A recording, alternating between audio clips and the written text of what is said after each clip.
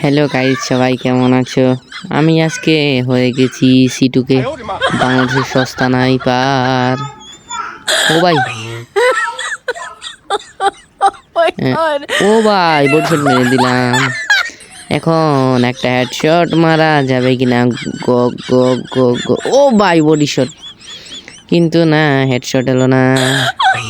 ও ভাই আবার body shot. চলো এবার একটা হেডশট মারবো। এই রে, ফ্রি ফায়ার নানি খালি করে হেডশট মেরে দিচ্ছি।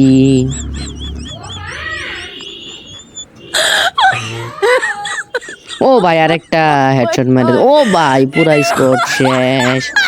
এইটাই হচ্ছি আমি সিটুকের খেলা। আমি হচ্ছি একজন বাংলাদেশি প্লেয়ার।